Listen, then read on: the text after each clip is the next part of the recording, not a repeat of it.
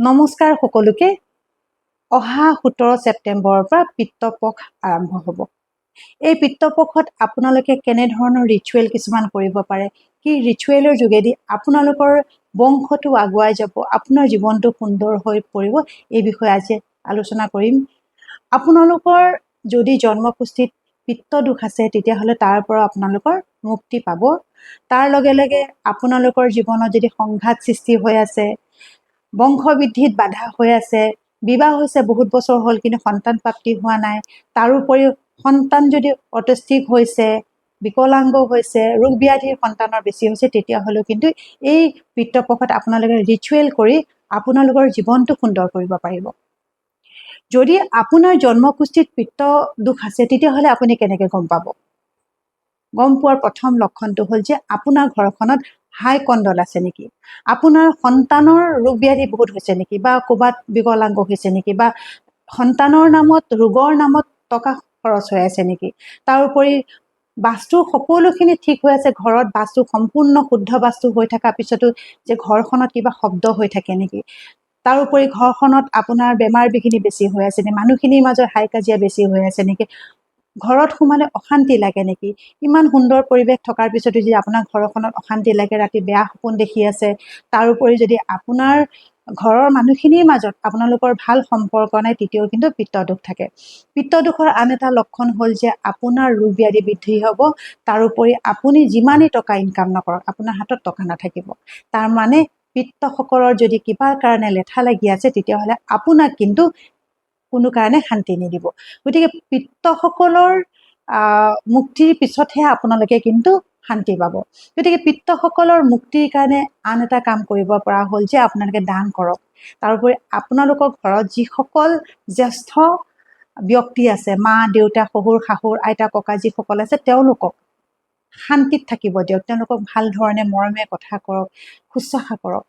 হয়, আজি এই সময়ত আপোনালোকৰ হাতত সময় নাই, কিন্তু তথাপি চেষ্টা কৰক যে তেওঁলোকৰ খবৰ এটা লওক, তেওঁলোকৰ অকলশৰীয়া সময়খিনিত তেওঁলোকৰ লগত দুআষাৰ কথা পাতক, তেওঁলোকৰ ভাল লগা আঞ্জাখনেই হওক বা তৰকাৰীখনেই হওক বা চব্জিখন বনাই দিবলৈ চেষ্টা কৰক, ভাল কাপোৰ এখন তেওঁলোকক পিন্ধিব দিয়ক, যত্ন লওক, দেখিব আপুনি উন্নতিৰ দিশত সদায় আগুৱাই যাব।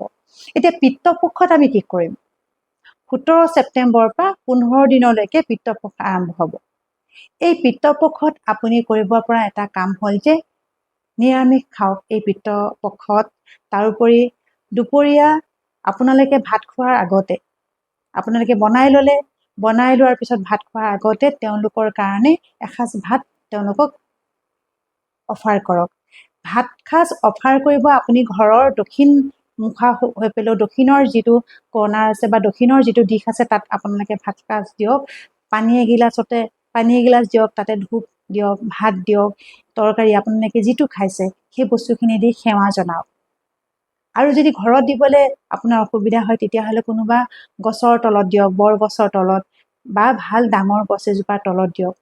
সেৱা শুশ্ৰূষা কৰি তেওঁলোকক সেৱা কৰক, জনাওক, সেই পিতৃসকল, সেই আমাৰ পূৰ্বপুৰুষসকল, সেই আমাৰ এনচিষ্টাৰ্ছসকল, তোমালোকে য'তে আছা শান্তিত থাকা। এই পিতৃপক্ষক তোমালোকক দিবলৈ কিনো আছে, তথাপি তোমালোকৰ ভাল লগা হিচাপত এই ভাত সাঁজ দিছোঁ, তোমালোকে গ্ৰহণ কৰিবা। য'তে আছা শান্তিত থাকা আৰু আশীৰ্বাদ কৰিবা যাতে আমাৰ বংশটো আগুৱাই যায়, বংশটো বৃদ্ধি হয়, সুখ সমৃদ্ধিয়ে যাতে আমাৰ জীৱনটো পৰিপূৰ্ণ হয়। জানি অজানিতে এই জনমতে হওক বা আগৰ জনমবোৰতে আমি যদি তোমালোকৰ ওচৰত কিবা অপৰাধ কৰিছোঁ তেতিয়াহ'লে সকলো অপৰাধ ক্ষমা কৰি তোমালোকৰ আশীৰ্বাদে আমাৰ জীৱনটোক পৰিপূৰ্ণ কৰা। কৰি পেলাই সেৱা কৰি ভাত সাঁজ তেওঁলোকক অৰ্পণ কৰি আপোনালোকে দিনৰ ভাত সাঁজ খাওক। খোৱাৰ পিছত ভাটিবেলা হোৱাৰ লগে লগে সেই ভাত সাঁজ কুকুৰক অথবা কাউৰীক আপোনালোকে অফাৰ কৰক, দান কৰি দিয়ক, ভাল জেগাত অথবা থৈ দিয়ক। এইটো হ'ল প্ৰথম ৰিচুৱেল, সেইটো 15 দিন কৰক। কৰাৰ পিছত অমাৱস্যা পৰিছে 1 অক্টোবৰত, সেই 1 অক্টোবৰ দিনাখন তৰ্পণ কৰক, কোনোবা ভাল পুৰোহিতৰ হাত নাই তৰ্পণ কৰক। তৰ্পণ কৰাৰ পিছত সেইদিনাখন দান কৰক। আপোনালোকে শুক্লেশ্বৰ ঘাটত গৈ তাতে যিসকল দুখীয়া মানুহ আছে তেওঁলোককো দান কৰিব পাৰে, কোনোবা মন্দিৰতো দান কৰিব পাৰে, অথবা আপোনাৰ ওচৰ চুবুৰীয়া যদি কোনোবা দুখীয়া মানুহ আছে বা আপোনাৰ ভাল লগা কোনোবা আপোনালোকৰ ওচৰত বয়োজ্যেষ্ঠ মানুহ আছে, অথবা আপোনালোকৰ ঘৰত যদি বয়োজ্যেষ্ঠ আইতা ককা বা মা দেউতা আছে তেওঁলোককো দান কৰিব পাৰে। এই দানটো কৰক, কৰাৰ পিছত আপোনালোকে নিৰামিষ যি খাই আছিলে বা আপোনালোকে যি ৰিচুৱেল কৰি আছে তাৰ পৰা আপোনালোকৰ 15 দিনৰ পিছত ইয়াৰ নিয়মটো শেষ হ'ব। কিন্তু যদি আপোনালোকে ভাবি আছে যে এইখিনি নিয়ম নকৰোঁ, তেতিয়াও কিন্তু এটা কাম কৰিব পাৰে, সেইটো হ'ল যে গা পা ধুই 17 ছেপ্টেম্বৰৰ পৰা গা পা ধুই হাতৰ কমণ্ডলত পানী ল'ব। পানী ল'ব গা ধোৱাৰ পিছত, খালী গায়ে যেতিয়া থাকিব পানী ল'ব আৰু দক্ষিণমুখা হৈ পেলাই পানীখিনি অভিষেক কৰিব পিতৃসকলক, আমাৰ যি পূৰ্বপুৰুষ আছে তেওঁলোকক অভিষেক কৰিব আৰু ক'ব যে সেই পিতৃসকল জানি অজানিতে এই জনমতে হওক বা আগৰ জনমবোৰত তোমালোকৰ ওচৰত যদি কেতিয়াবা কিবা অপৰাধ কৰিছোঁ, সকলো অপৰাধ ক্ষমা কৰি তোমালোকৰ আশীৰ্বাদে পৰিপূৰ্ণ কৰিবা আৰু তোমালোকক দিবলৈ আমাৰ হাতত এই জলকণে আছে, তোমালোকক অভিষেক কৰিছোঁ, তোমালোকে গ্ৰহণ কৰিবা আৰু আমাৰ বংশটো আগুৱাই যাবৰ কাৰণে আশীৰ্বাদ কৰিবা।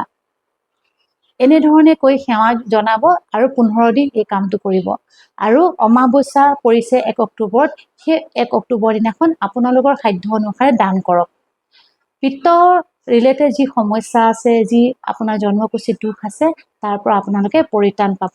সন্তান প্ৰাপ্তিৰ ক্ষেত্ৰত যদি বাধা হৈ আছে, সন্তান হোৱা নাই, বহুত বছৰ হ'ল বিয়া হোৱা, সন্তান হোৱা নাই, সন্তান ৰুগীয়া, ঘৰখনত কণ্ডল লাগি আছে, অশান্তি সৃষ্টি হৈ আছে, ব্যৱসায় পাতিত আপোনালোকৰ লছ হৈ আছে, হঠাৎ চাকৰি গৈছে বা চাকৰি পোৱা নাই, কেৰিয়াৰ ক্ষেত্ৰত মানে সফলতা পোৱা নাই, ঘৰখনত বিভিন্ন সমস্যা সৃষ্টি হৈছে, বাস্তু দুখ হৈছে, এই সকলোৰ পৰা মুক্তিৰ এটাই মাত্ৰ উপায় ৰামবাণ, সেইটো হ'ল আপোনালোকে এই পিতৃপক্ষত আপোনালোকে নিয়মেৰে ৰিচুৱেল কিছুমান কৰক, যিখিনি ৰিচুৱেলৰ কথা আপোনালোকক কৈছোঁ। তাৰোপৰি কাউৰীক, কুকুৰক যেতিয়াই পায়, পিতৃপক্ষ বুলিয়ে নহয়, যেতিয়াই পায় তেতিয়াই আপোনালোকে তেওঁলোকক অফাৰ কৰক, ৰুটি, ব্ৰেড, বিস্কিট যি পাৰে অফাৰ কৰক। দেখিব আপোনালোকৰ জীৱনত থকা যি সমস্যা, এই সমস্যাবোৰ অতি সোনকালে দূৰ হ'ব। বন্ধুসকল, আপোনালোকৰ যদি এই কথাখিনি ভাল লাগিছে, তেতিয়াহ'লে এই ভিডিঅ'টো আপোনাৰ লগৰ সমনীয়া, বন্ধুবৰ্গ, পৰিয়ালৰ মানুহৰ মাজত ভিডিঅ'টো শ্বেয়াৰ কৰিব আৰু কমেণ্টত জনাব নেক্সট কেনেধৰণৰ কথা আপোনালোকে জানিব বিচাৰে। তাৰোপৰি আপোনালোকে মোৰ চেনেলটো ছাবস্ক্ৰাইব কৰিব নাপাহৰিব আৰু লাইক বাটনটো টিপিবও নাপাহৰিব। নমস্কাৰ জনালোঁ সকলোকে।